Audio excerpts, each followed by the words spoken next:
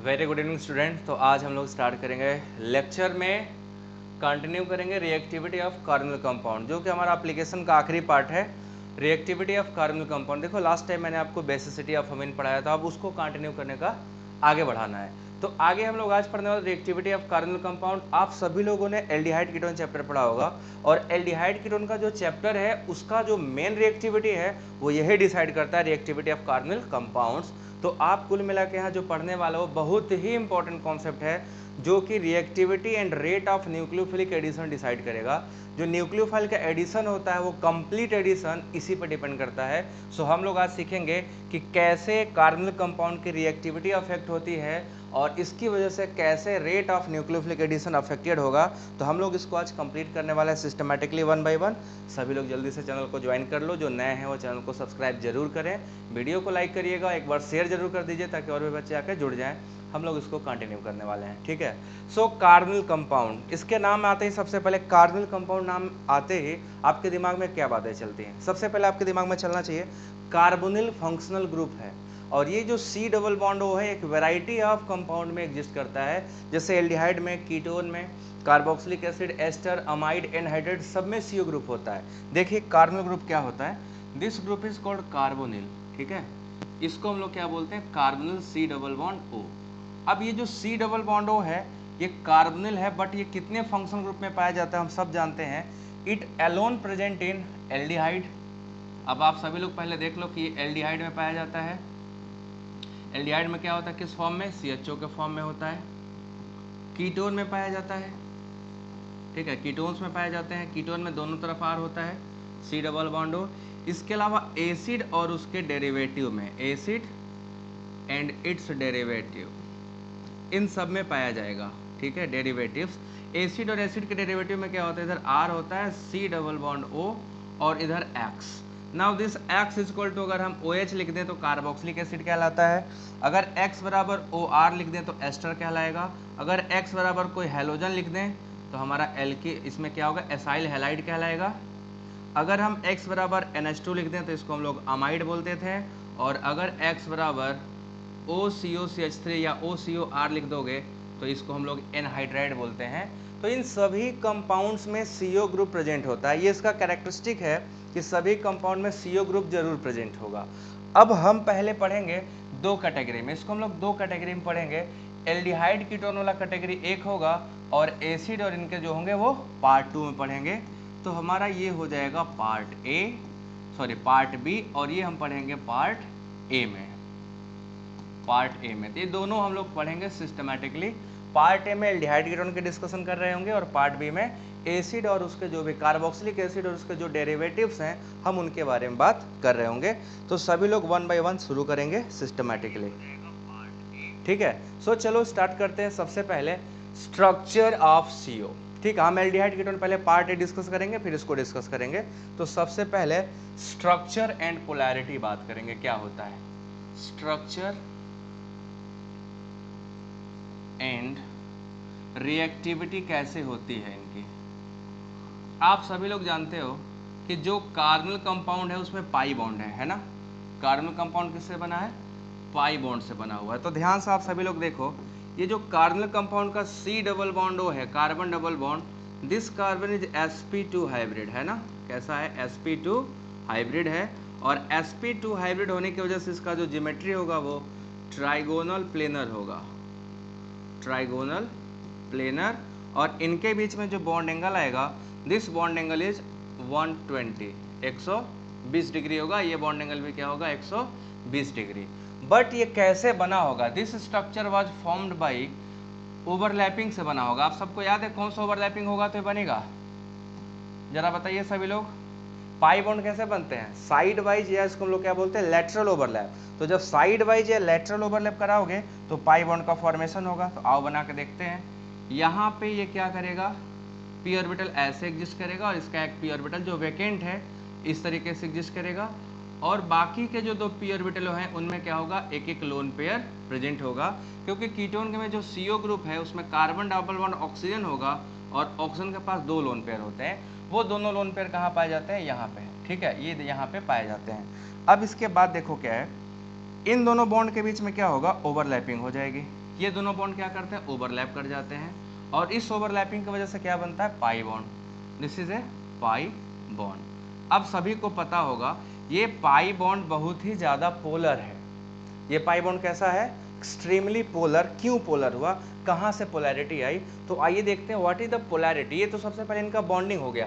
Structure and reactivity में पहले हमने क्या देखा, बॉन्डिंग कैसे है, ठीक है। ये आपका क्या हो गया, बॉन्डिंग स्ट्रक्चर, बॉन्डिंग स्ट्रक्चर। अब देखेंगे पोलैरिटी कैसे आती है इस स्ट्रक्चर में, पोलैरिटी कहाँ से आती है और ये पोलर क्यों हो जाता है। तो इंडक्टिव इफेक्ट आपने पढ़ा था ना, अगर कहीं पे इलेक्ट्रोनेगेटिविटी का डिफरेंस आएगा तो इलेक्ट्रोनेगेटिविटी डिफरेंस क्या काज करेगा, आप माइग्रेट करेगा ना, पोलराइजेशन होगा सिग्मा बॉन्ड पेयर का लोअर से हायर की तरफ, मोर इलेक्ट्रोनेगेटिव की तरफ। तो यहाँ पे देखिए क्या होता है, पोलैरिटी शिफ्ट होती है। आप सभी लोग बताओ, यहाँ पे कार्बन कार्बन डबल बॉन्ड में मोर पोलर बॉन्ड कौन सा है, this is positive, this is negative. यही बॉन्ड क्या होगा, सबसे ज्यादा पोलर होगा, और इस सबसे ज्यादा पोलर होने की वजह से ये क्या करता है, टूटता है। कैसे टूटता है, इस तरीके से आयनाइज होता है पॉजिटिव पार्ट और ये नेगेटिव पार्ट बनेगा। ये हमारा आयनाइजेशन हो गया। और ये जो आयनाइजेशन हुआ या पोलराइजेशन हुआ, this polarity is because of, ये पोलराइजेशन किसकी वजह से आया, due to electronegativity difference. Electronegativity difference किसके बीच में है, बिटवीन कार्बन एंड ऑक्सीजन। अगर ये इलेक्ट्रोनेगेटिविटी डिफरेंस नहीं होता कार्बन ऑक्सीजन के बीच में तो कभी भी ये वाला पोलैरिटी नहीं आता। अब ये पोलैरिटी आ गया है। पोलैरिटी आने का सबसे बड़ा बेनिफिट क्या हुआ, एल्डिहाइड कीटोन को, इनको पोलैरिटी आने से जरा देखिए, ध्यान से देखिएगा, ये कार्बन जो है जिसके ऊपर पॉजिटिव चार्ज आया है, this carbon act as electrophile या एक्ट एज न्यूक्लियोफाइल, सभी लोग बताएं ये किसकी तरह बिहेव करेगा। जो आप कार्बन देख रहे हो ये इलेक्ट्रोफाइल की तरह बिहेव करेगा या न्यूक्लियोफाइल की तरह, चलो जल्दी से बताओ, ये कार्बन कैसा एक्ट करेगा, दिस एक्ट एज इलेक्ट्रोफाइल, ये इलेक्ट्रोफाइल की तरह बिहेव करेगा, है ना। और ये जो नेगेटिव पार्ट बना है ये कैसे बिहेव करेगा, एक्ट एज न्यूक्लियोफाइल। पहले तो हमें ये चीज क्लियर होना चाहिए, है ना, इलेक्ट्रोफाइल और न्यूक्लियोफाइल। अब आप ध्यान से देखो, इस कार्बन के पास कितने बॉन्ड हैं, टोटल 3, और इस ऑक्सीजन के पास क्या हो गया, 2 लोन पेयर पहले से थे और एक नेगेटिव चार्ज आ गया। तो एक नेगेटिव चार्ज एक लोन पेयर के इक्विवेलेंट होता है। तो इसका तो ऑक्टेट इनकम्प्लीट है, ध्यान से देखो, इसका ऑक्टेट क्या है, incomplete, this is incomplete octet, ये इनकम्प्लीट ऑक्टेट वाले सिस्टम है। और यहाँ पे अगर ऑक्सीजन की बात कर दें तो इसके पास कंप्लीट ऑक्टेट है भाई, कंप्लीट ऑक्टेट है। जरा ये देखो, बात क्लियर है क्या, ये स्ट्रक्चर में आपको समझ में है, कंप्लीट ऑक्टेट और कंप्लीट इनकम्प्लीट ऑक्टेट का कहानी क्या है, ये चीज़ है क्या आपको समझ में आ रही है क्या, पहले ये चीज़ आप बताओ, क्या ये दोनों बातें क्लियर हैं, कंप्लीट ऑक्टेट और इनकम्प्लीट ऑक्टेट जो मैंने आपको बताया, क्या ये चीज़ क्लियर हो गया। अब अगर ये बात आपको क्लियर है तो आप मुझे ये बताओ कि जिसके पास ऑलरेडी ऑक्टेट भरा हुआ है, क्या उसके पास न्यूक्लियोफाइल या इलेक्ट्रोफाइल जाने की जरूरत है, इलेक्ट्रोफाइल तो जा भी सकता है, न्यूक्लियोफाइल जा सकता है क्या, नहीं जा सकता। न्यूक्लियोफाइल कहाँ जाएगा, इसके पास जाएगा, किसके पास, कार्बन के पास जाएगा कि ऑक्सीजन के पास। जो हम न्यूक्लियोफाइल मतलब इलेक्ट्रॉन रिच स्पीसीज, तो न्यूक्लियोफाइल का अटैक कहाँ होगा, इलेक्ट्रोफाइल कार्बन है, कार्बन के पास। अब बताओ सब्स्टिट्यूशन करेगा कि एडिशन करेगा, अगर हम एक न्यूक्लियोफाइल यहाँ भेजें तो इसके पास टोटल कितने इलेक्ट्रॉन है, काउंट कर लो, 2 इलेक्ट्रॉन इस बॉन्ड में है, 2 इलेक्ट्रॉन इस बॉन्ड में है, 2 इलेक्ट्रॉन इस बॉन्ड में है, तो टोटल इसके पास कितने इलेक्ट्रॉन है, ओनली 6 इलेक्ट्रॉन्स। तो आप बताइए 6 इलेक्ट्रॉन है, 2 इलेक्ट्रॉन की कमी है, तो अगर कोई जाके एक बॉन्ड बना के, कोई न्यूक्लियोफाइल जाके जुड़ जाए, जुड़ेगा तो एक नया बॉन्ड बन जाएगा, नया बॉन्ड बनेगा तो 2 इलेक्ट्रॉन आ जाएगा, ऑक्टेट कंप्लीट हो जाएगा। सब्स्टिट्यूट कराओगे तो एक हटेगा बॉन्ड, उसकी जगह एक आ जाएगा, तो सब्स्टिट्यूट करने पे 6 था, 6 रह जाएगा, ऐड करने पे 6 था, 2 और आ जाएगा, 8 हो जाएगा। तो ये क्या प्रीफर करेगा, एडिशन ऑफ न्यूक्लियोफाइल प्रेफर करेगा या सब्स्टिट्यूशन प्रेफर करेगा, आप लोग बताइए, ये क्या प्रेफर करेगा, एडिशन या सब्स्टिट्यूशन ऑफ न्यूक्लियोफाइल। अभी आप लोग इसको एक्सप्लेन करो, क्या लग रहा है आपको, क्या लग रहा है।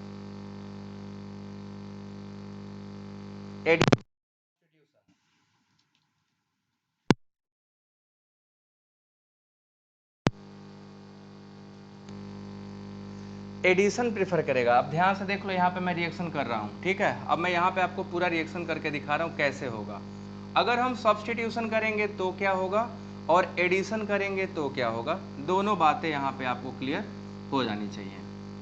अगर हम यहाँ पे न्यूक्लियोफाइल का ऐड किए, न्यूक्लियोफाइल का एडिशन, न्यूक्लियोफाइल का एडिशन, या दूसरा हमारा जो स्टेटमेंट हो सकता है वो न्यूक्लियोफाइल का सब्स्टिट्यूशन, यही दो बातें हो सकती हैं, ठीक है, न्यूक्लियोफिलिक सब्स्टिट्यूशन। तो अगर आपने एडिशन करा होगा तो ध्यान से देखो भैया क्या होगा, ये O माइनस तो रहेगा ही, एक एक्स्ट्रा न्यूक्लियोफाइल आके क्या करेगा, इसी पे जुड़ जाएगा। अब एक न्यूक्लियोफाइल यहाँ आके क्या करेगा, ऐड हो जाएगा। तो अब ये देखो जो कार्बन इलेक्ट्रोफाइल था उसकी ऑक्टेट कंप्लीट हो गई है ना। अब यहाँ क्या हो जाएगा, कंप्लीट ऑक्टेट, कंप्लीट ऑक्टेट। और दूसरा अगर हम सब्स्टिट्यूशन करा देते तो सब्स्टिट्यूशन में एक न्यूक्लियोफाइल आके सब्स्टिट्यूट हो जाता और अभी भी कार्बन पे पॉजिटिव चार्ज क्या होता, मेंटेन। तो ये क्या रहता, इनकम्प्लीट ऑक्टेट वाला, इनकम्प्लीट ऑक्टेट। अब आप सभी लोग बताइए कौन सा ज़्यादा स्टेबल है, एडिशन ज़्यादा स्टेबल है या सब्स्टिट्यूशन ज़्यादा स्टेबल है, कौन सा पाथ इसके लिए प्रेफरेबल है, एडिशन वाला या सब्स्टिट्यूशन वाला। तो हम देख रहे हैं दिस इज स्टेबल, ये क्या हुआ, स्टेबल हुआ, और ये क्या होगा, अनस्टेबल होगा। तो जब अनस्टेबल होगा तो सब्स्टिट्यूशन प्रेफर नहीं करेगा, क्या प्रेफर करेगा, ये प्रेफर करेगा एडिशन। इसीलिए सभी एल्डिहाइड और कीटोन, जितने भी एल्डिहाइड कीटोन है, they undergo nucleophilic addition reaction instead of nucleophilic substitution. आपने देखा होगा addition of water, addition of HCN, addition of cyanide, Grignard reagent, सब क्या करते हैं, एल्डिहाइड कीटोन पे जाके ऐड हो जाते हैं और टेट्राहेड्रल हो जाते हैं, sp2 से सीधे टेट्राहेड्रल हो जाते हैं। ये देखो यहाँ पे sp2 था, प्लेनर था sp2, और एडिशन के बाद इसमें हाइब्रिडेशन क्या हो गया, sp3 हो गया। तो एक एक्स्ट्रा बॉन्ड का जनरेशन होता है जिससे इसका ऑक्टेट क्या होता है, कंप्लीट हो जाता है। So they undergo nucleophilic addition reaction. तो अब अगर कोई पूछे आपसे एल्डिहाइड कीटोन कौन सा रिएक्शन देता है, उनका कैरेक्टरिस्टिक रिएक्शन कौन सा एल्डिहाइड कीटोन का, तो that is nucleophilic addition reaction, because addition में they get stability and substitution में उनकी स्टेबिलिटी नहीं बढ़ती है। तो ये आपका क्या होगा, एडिशन प्रिफर करेगा। सो नोट लिख लो, पहला नोट क्या हो जाएगा, aldehyde and ketones, aldehyde and ketones undergo nucleophilic addition reaction, nucleophilic addition reaction. इनका जो कैरेक्टरिस्टिक होता है बच्चों, ये न्यूक्लियोफिलिक एडिशन कैरेक्टरिस्टिक होता है। ये जहाँ भी होंगे वो सब क्या करेंगे, न्यूक्लियोफिलिक एडिशन रिएक्शन देंगे, न्यूक्लियोफाइल आएगा जाके ऐड हो जाएगा। So their preference is nucleophilic addition. तो आप जहाँ भी पढ़ोगे आपको मिलेगा कि एडिशन रिएक्शन देते हैं किसका, न्यूक्लियोफाइल का। तो they have nucleophilic addition characteristic. एक रिएक्शन में करके दिखाता हूँ, आप सबने पढ़ा भी होगा, है ना, आप सबने पढ़ा होगा कि अगर इस पे हम ग्रिगनार्ड रिएजेंट का अटैक कराते हैं RMgX का, तो ये माइनस और ये प्लस पार्ट होता है, ये यहाँ के अटैक करता है, इस पे O माइनस बनता है और ये बन जाता है R, O पे आएगा माइनस Mgx प्लस, ये आपका क्या बनता है, प्रोडक्ट, जो कि एडिशन है, जो कि एडिशन प्रोडक्ट है। तो ये एडिशन रिएक्शन देते हैं। अब हमें जो पढ़ना है, अब दूसरा पार्ट इसका जो पढ़ना, दैट इज रिएक्टिविटी। कैसे पता चलेगा कब ये ज़्यादा रिएक्टिव होगा, कब ये कम रिएक्टिव होगा, इनकी हाई रिएक्टिविटी कब होगी, इनकी लो रिएक्टिविटी कब होगी। So now we are moving towards reactivity. अभी हमने स्ट्रक्चर एंड बॉन्डिंग देखा, फिर इनका इलेक्ट्रॉनिक इन्वायरमेंट देखा। इलेक्ट्रॉनिक इन्वायरमेंट से पता चलता है कि जो कार्बोनिल कंपाउंड है इलेक्ट्रॉन डेफिशिएंट है, इलेक्ट्रोफाइल की तरह बिहेव करते हैं, मतलब कि उस पर न्यूक्लियोफाइल जाके ऐड होता है, ना कि सब्स्टिट्यूट होता है। अभी तक आपने इतना सीखा, ठीक है। अब हम लोग इसको कंटिन्यू करेंगे आगे, रिएक्टिविटी ऑफ कार्बोनिल, ठीक है। अब हेडिंग रहेगा रिएक्टिविटी ऑफ कार्बोनिल, ये सबसे इंपॉर्टेंट है, रिएक्टिविटी ऑफ कार्बोनिल। ये पॉइंट आपका क्या होगा, सबसे ज़्यादा मोस्ट इंपॉर्टेंट होगा, ठीक है। अब यहाँ से आपको चीज़ें समझ में आएंगी, क्योंकि पीछे जो था वो कॉन्सेप्ट था, उसी को अप्लाई करोगे तो ये समझ में आएगा। अगर ये अप्लाई नहीं हुआ तो आपको समझ में नहीं आएगा। तो देखो क्या होता है, रिएक्टिविटी दो चीज़ों पर डिपेंड करती है, ठीक है। Reactivity of carbonyls, reactivity of carbonyl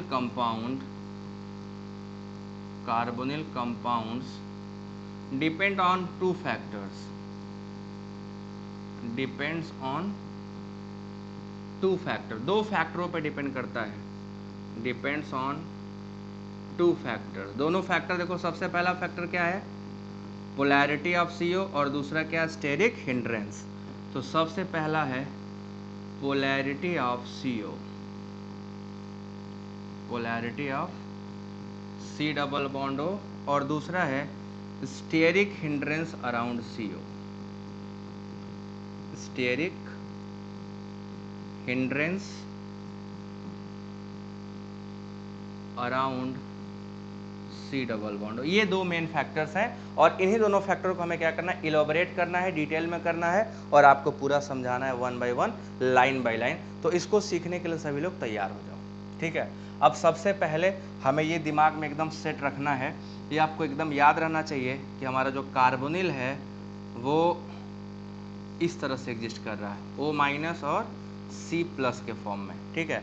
ये बात एकदम दिमाग में सेट रहे, इसी को लेकर हम लोग आगे बढ़ेंगे। तो सबसे पहला हम लोग इफेक्ट पढ़ेंगे polarity of CO। The first one is polarity of CO। Reactivity में आपको सीखना है कि कैसे polarity of C double bond O affect करेगा रिएक्टिविटी को, ठीक है। The first factor is polarity of CO।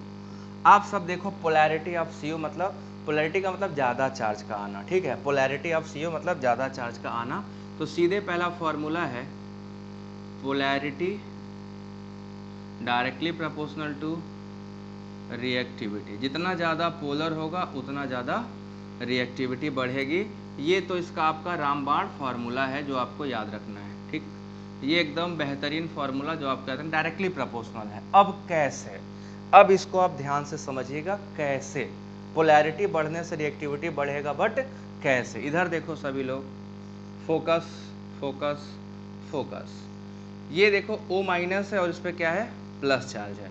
Polarity high कब होगी और पोलैरिटी लो कब होगी, ठीक है। ये देखो कार्बन पे, ठीक है, जो कार्बन आपको दिखाई दे रहा है, अब सारा कहानी इसी कार्बन का है। इस कार्बन पर हम यहाँ पे ग्रुप लगा सकते हैं ना, इलेक्ट्रॉन डोनेटिंग या इलेक्ट्रॉन विड्रॉइंग, जो भी लगाओगे यहीं पे लगाओगे। ध्यान से देखते रहिएगा, इस बात को आप ध्यान से समझिए। कार्बन पे पॉजिटिव चार्ज, ऑक्सीजन पे नेगेटिव चार्ज है। हमें ऑक्सीजन पे तो कुछ हो नहीं रहा है, ऑक्सीजन ऐसा रहेगा, जो कुछ होगा इसी कार्बन पे होगा। अगर कार्बन पे इलेक्ट्रॉन डेंसिटी घटाई जाए, मतलब कोई इसका इलेक्ट्रॉन डेंसिटी विड्रॉ करे तो क्या होगा, और इसको कोई इलेक्ट्रॉन डेंसिटी डोनेट करे तो क्या होगा, दोनों बातें आपको बताना है मुझे। ये R बराबर डोनेटिंग भी हो सकता है और विड्रॉइंग भी। अब ध्यान से देखो, सपोज कर लो इस कार्बन के पास पहले पॉजिटिव चार्ज होने के बाद 6 इलेक्ट्रॉन है, सपोज कर लो, इसको ऐसे मानना है 6 इलेक्ट्रॉन है, और आपने यहाँ पे कोई इलेक्ट्रॉन विड्रॉइंग ग्रुप लगा दिया। अब क्या होगा, इलेक्ट्रॉन घटेगा इस पे या बढ़ेगा, कार्बन से इलेक्ट्रॉन क्या होगा, विड्रॉ कर लिया जाएगा। विड्रॉ करेगा तो CO पे जो कार्बन है उस पे पॉजिटिव चार्ज का मैग्नीट्यूड बढ़ेगा या घटेगा, बताइए सभी लोग। अगर हम विड्रॉइंग ग्रुप लगाएंगे तो यहाँ पे क्या होगा, मैग्नीट्यूड ऑफ चार्ज बढ़ेगा या घटेगा, मैग्नीट्यूड ऑफ जो पॉजिटिव चार्ज है वो क्या होगा, इंक्रीज होगा। अगर आपने विड्रॉइंग ग्रुप लगाया तो कार्बन से और इलेक्ट्रॉन निकाल लोगे तो कार्बन क्या होगा, मोर पोलर। मोर पोलर मतलब मोर पॉजिटिव। मोर पॉजिटिव का मतलब हो गया पोलैरिटी बढ़ेगी, इंक्रीज होगा, तो पोलैरिटी क्या होगा, पोलैरिटी भी इंक्रीज करेगी, और पोलैरिटी इंक्रीज करेगी तो रिएक्टिविटी भी क्या करेगी, इंक्रीज करेगी। आप सभी लोग बताएं इस बात को, क्लियर है। कि अगर हम कार्बन पे कोई इलेक्ट्रॉन विड्रॉइंग ग्रुप लगाएंगे तो इलेक्ट्रॉन विड्रॉइंग ग्रुप क्या करेगा, इस कार्बन से इलेक्ट्रॉन डेंसिटी को घटा देगा, जिससे मैग्नीट्यूड ऑफ पॉजिटिव चार्ज बढ़ेगा। पॉजिटिव चार्ज बढ़ेगा तो पोलैरिटी हाई हो जाएगी, पोलैरिटी हाई होगी तो रिएक्टिविटी हाई हो जाएगी। पहला केस ये आपका हो जाएगा केस नंबर ए। दूसरा केस देखो बी में, हम यहीं पे इलेक्ट्रॉन विड्रॉइंग ग्रुप लगा सकते हैं। इसी कार्बन पे क्या कर दिया जाए, कोई इलेक्ट्रॉन डोनेटिंग ग्रुप लगा दो। तो इलेक्ट्रॉन डोनेटिंग ग्रुप का क्या काम होता है, ये इलेक्ट्रॉन देते हैं, ठीक है, ये इलेक्ट्रॉन क्या करते हैं, सप्लाई करते हैं। तो अगर कोई कार्बन पहले से पॉजिटिव चार्ज था, आपने उसको इलेक्ट्रॉन दे दिया बच्चों, अब आप लोग बताओ, अगर हम उसको इलेक्ट्रॉन दे देंगे तो क्या होगा, इलेक्ट्रॉन डोनेटिंग ग्रुप क्या करेगा, ये ईडीजी है, ठीक, इलेक्ट्रॉन डोनेटिंग ग्रुप, यहाँ पे मैग्नीट्यूड ऑफ पॉजिटिव चार्ज घट जाएगा, magnitude of positive charge decrease करेगा। अगर magnitude of positive charge decrease किया तो आप सब लोग जानते हो पोलैरिटी डिक्रीज करेगी, पोलैरिटी क्या होगी, घट जाएगी। पोलैरिटी अगर डिक्रीज हुई तो रिएक्टिविटी क्या होगी, ये भी डिक्रीज कर जाएगी, रिएक्टिविटी ऑल्सो डिक्रीजेस। बताइए ये दोनों बातें समझ में आई क्या, ये दोनों बातें आपको समझ में आई क्या? पहले इस चीज को क्लियर कर लेते हैं, ठीक है, कि क्या ये दोनों बातें आपको समझ में आई?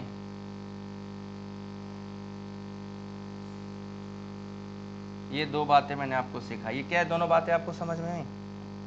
एक में डोनेटिंग ग्रुप लगाया, एक में विड्रॉइंग लगाया, तो एक की पोलैरिटी बढ़ रही है, एक की पोलैरिटी घट रही है।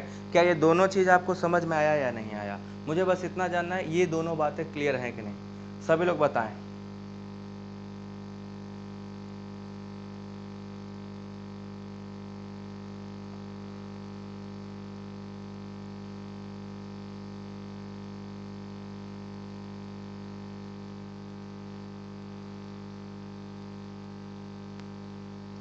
सो ये पहला आपको दोनों चीज़ें क्लियर हो गई। अब हम कुछ एग्जांपल्स कर लेते हैं, ठीक है। विड्रॉइंग ग्रुप लगेगा, पोलैरिटी बढ़ेगी, डोनेटिंग ग्रुप लगेगा, पोलैरिटी घटेगी। पोलैरिटी होगा तो इस पर भी क्वेश्चन आएगा, ठीक है, अब इस पर क्वेश्चन करा रहा हूँ, तुरंत करा रहा हूँ। पहले ये बात समझना था जो आपको समझ में आई, इंपॉर्टेंट ये है कि आपको यहाँ समझ में आना चाहिए था। सो अब चलो देखते हैं क्वेश्चंस।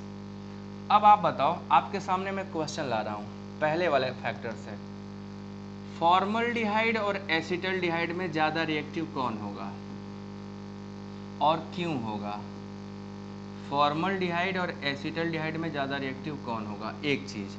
दूसरा, एसिटल्डिहाइड और एसीटोन में ज़्यादा रिएक्टिव कौन होगा और क्यों होगा? आप सभी लोग इसके आंसर करिए फटाफट, आपको दोनों का अलग अलग लिखना है, ठीक है। एंड देन इसके बाद एक और क्वेश्चन दूंगा, arrange following in decreasing reactivity order, arrange following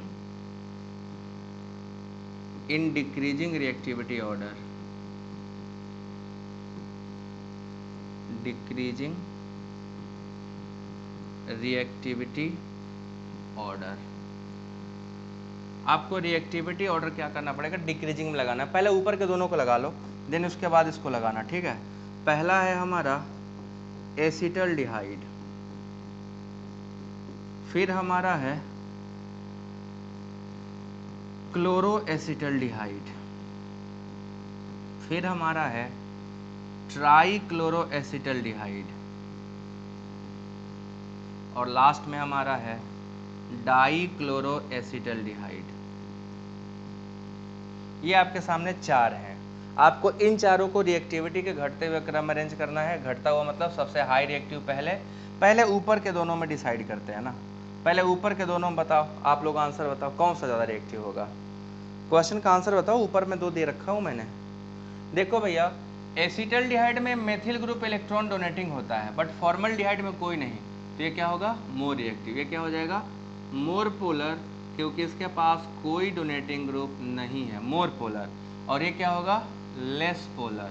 less polar क्यों होगा, बिकॉज ध्यान से देखा जाए तो ये मेथिल इलेक्ट्रॉन डोनेटिंग है, और डोनेटिंग ग्रुप रिएक्टिविटी को क्या करेगा, घटा देगा, है ना, घटा देगा। और दूसरे वाले में देखा जाए तो यहाँ दो दो इलेक्ट्रॉन डोनेटिंग ग्रुप हैं और यहाँ केवल एक है, तो दिस इज मोर रिएक्टिव, क्योंकि ये क्या होगा, मोर पोलर, है ना। This is more polar and this is less polar.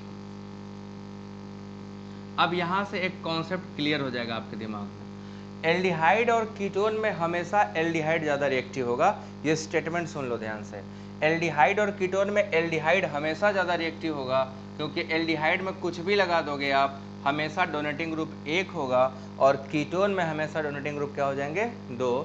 तो जहाँ पे डोनेटिंग ग्रुप ज़्यादा होंगे वो रिएक्टिव कम होगा, जहाँ पे डोनेटिंग ग्रुप कम होंगे वो रिएक्टिव ज़्यादा होगा। So this is the reactivity of first and second. Now अब आपको इसका आंसर करना है। आप सभी लोग इसके आंसर करें और बताएं क्या होगा इसका reactivity order.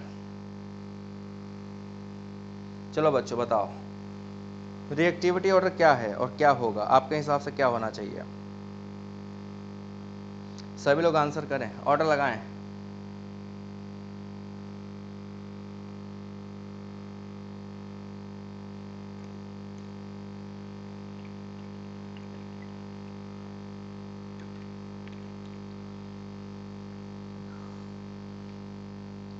Three four two one, 3 4 2 1। और कोई? 3 4 2 1 तो एक ने बताया, सही है, यही होगा, 3 4 2 1 ही होगा correct answer. 3 is more than 4, which is more than 2, which is more than 1। ये करेक्ट ऑर्डर है, एग्जैक्टली यही होगा। देखो 3 वाले में 3 क्लोरीन लगा है तो माइनस आई तगड़ा करेगा, यहाँ 2 है तो थोड़ा कमजोर माइनस आई, यहाँ पे 1 है तो थोड़ा और कमजोर, और यहाँ पे तो प्लस आई है। तो माइनस आई जिसके पास सबसे ज़्यादा होगा वो सबसे ज़्यादा पोलर होगा, और जो सबसे ज़्यादा पोलर होगा वो सबसे ज़्यादा रिएक्टिव भी होगा। तो आपने देखा रिएक्टिविटी ऑर्डर क्या हुआ, 3 4 2 1, है ना। 3 4 2 1 कितना आसान था, बहुत आसान था। आपको बस देखना है कहाँ पे विड्रॉइंग लगा है, जो विड्रॉइंग ग्रुप लगा होगा वो ज़्यादा रिएक्टिव, जहाँ पे डोनेटिंग ग्रुप लगा होगा वो कम रिएक्टिव। तो यही चीज़ तो ध्यान देना, अगर आप इसको ध्यान देते हो तो आपका क्वेश्चन लग जाता है। ठीक है, ये आपका हो गया पहला। ठीक, अब एक और क्वेश्चन पूछा जाता है, ये नोट लिख लेना, नोट, ये नोट आपको याद रहना चाहिए।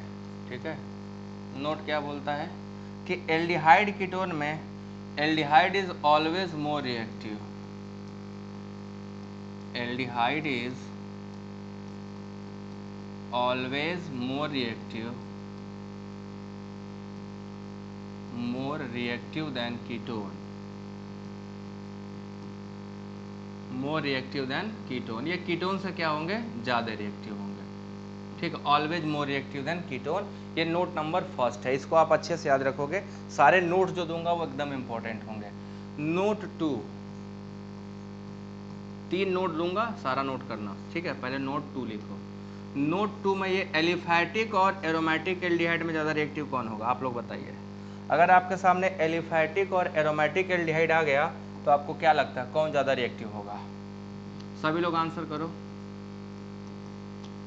तो आंसर होगा aliphatic aldehydes are, aliphatic aldehyde are more reactive than aromatic aldehyde, are more reactive then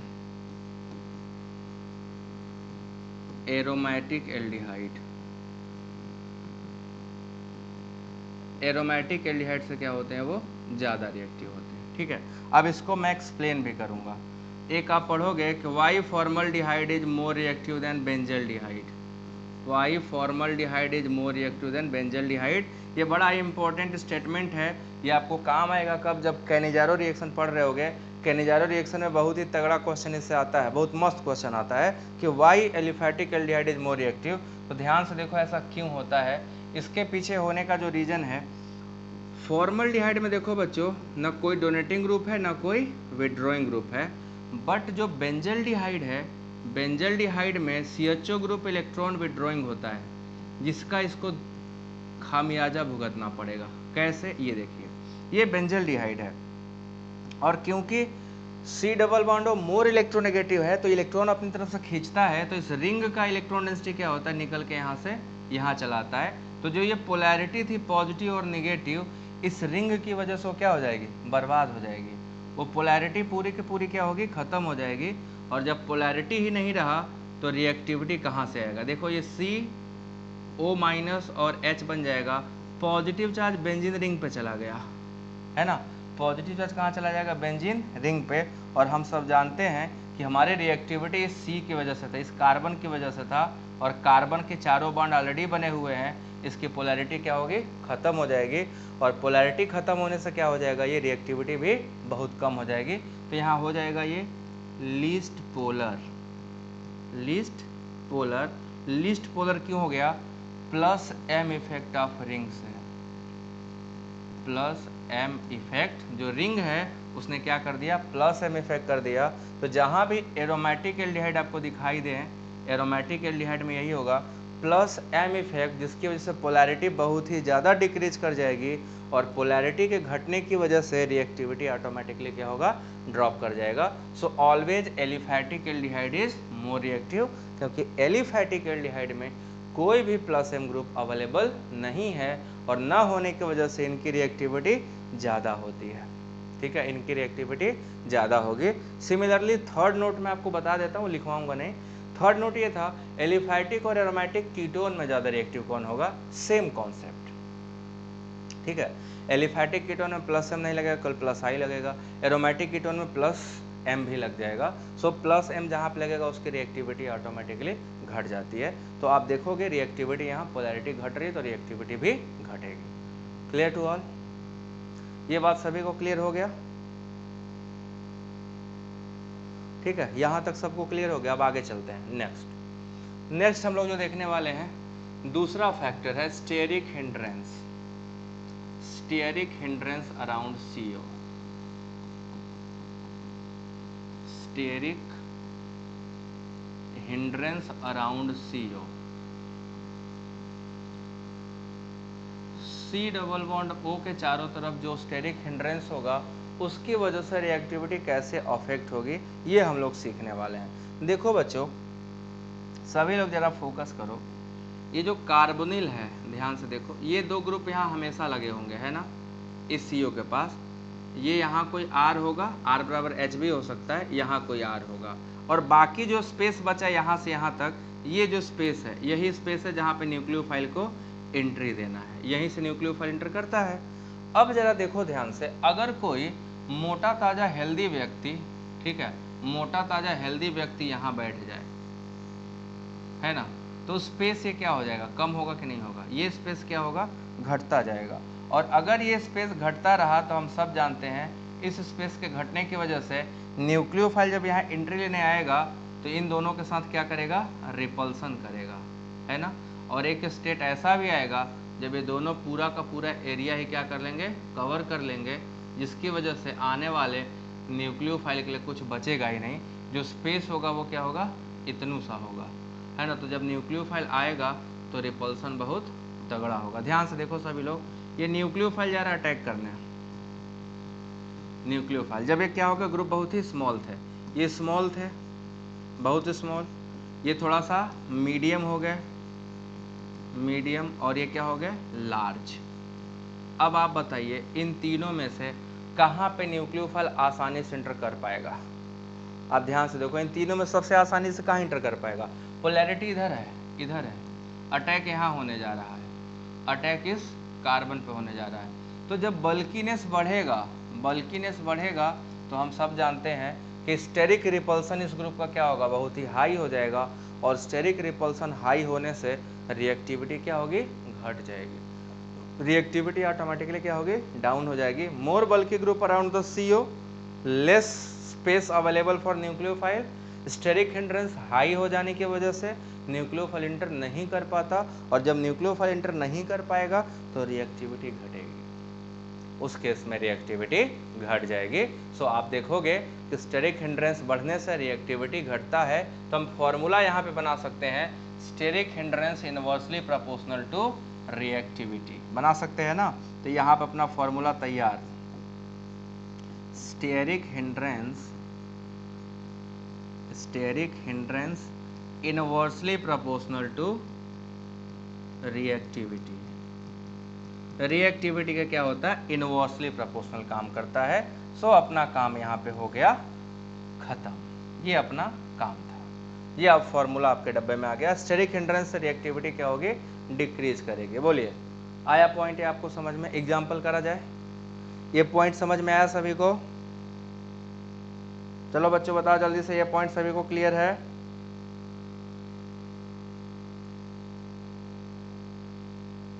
क्या ये पॉइंट सभी लोगों को क्लियर हुआ? ये साफ साफ दिख रहा है ना? अब क्वेश्चन करेंगे तो ऑटोमेटिकली आ जाएगा। ठीक है, आओ क्वेश्चन कर लेते हैं।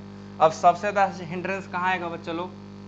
फॉर्मल्डिहाइड, एसीटल्डिहाइड और एसीटोन में सबसे ज्यादा हिंड्रेंस किसके पास है? आप सभी लोग बताएं, सबसे ज्यादा हिंड्रेंस किसके पास है?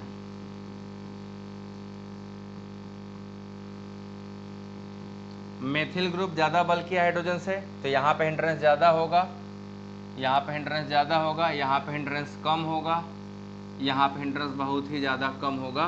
तो हम क्या देखेंगे, मोर रिएक्टिव में कौन आ जाएगा? Formaldehyde is more reactive then acetaldehyde which is more reactive then acetone. Clear है कि नहीं? आसान है ना?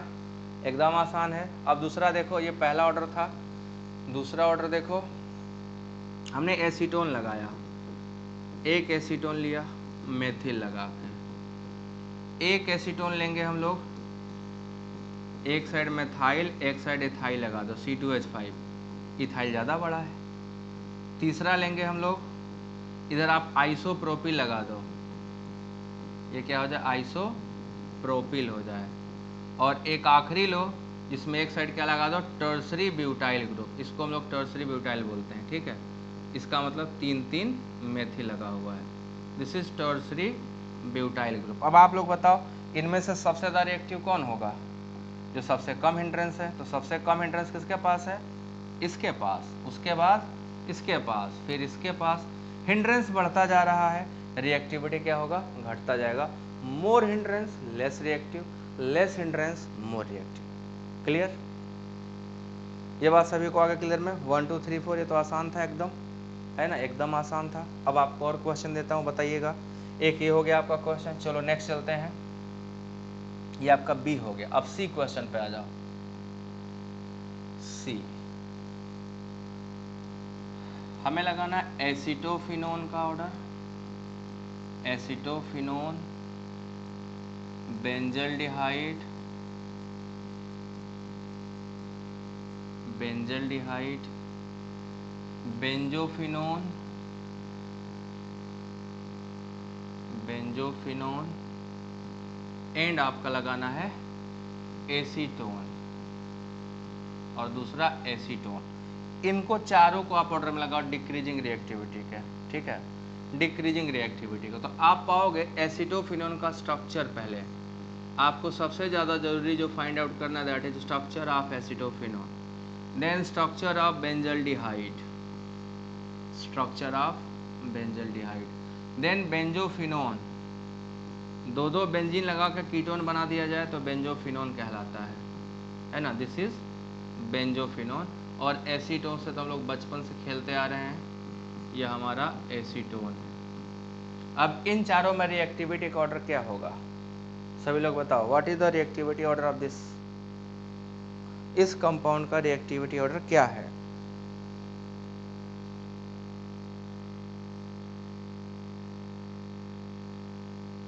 क्या लग रहा है आपको, इसका रिएक्टिविटी ऑर्डर क्या होगा?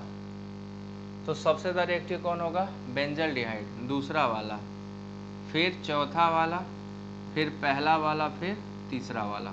Aldehyde is more reactive then ketone, ये तो बता ही रखा हूँ। Aldehyde is more reactive then ketone. तो जहाँ पे aldehyde is more reactive then ketone है, पहले एल्डिहाइड लगा लो। अब कीटोन में पहले एलिफैटिक देन एरोमेटिक, तो एलिफैटिक आपका क्या है? आखिरी वाला, आखिरी वाला एरोमेटिक है। और उसके बाद ये आप एलिफैटिक है वो आखिरी वाला, और ये दोनों एरोमेटिक हैं। बट इस एरोमेटिक में दो दो रिंग है, इसमें केवल एक रिंग है, तो एक रिंग वाला ज़्यादा रिएक्टिव, दो रिंग वाला कम रिएक्टिव। ये मैंने अभी आपको बताया, एरोमेटिसिटी बढ़ेगी तो रिएक्टिविटी घटती है। तो आपका यहाँ पे आपका कंप्लीट हो गया रिएक्टिविटी ऑफ कार्बोनिल। अब इसके जो एप्लीकेशंस हैं अगले लेक्चर में कराऊंगा कि इनके और कहाँ कहाँ एप्लीकेशन है। आपको रिएक्शंस बताऊंगा, 2-3 रिएक्शन है, उन रिएक्शंस को पढ़ेंगे, वो अगले लेक्चर में करेंगे। सो उम्मीद है आपको ये सारी चीज़ें समझ में आई होंगी।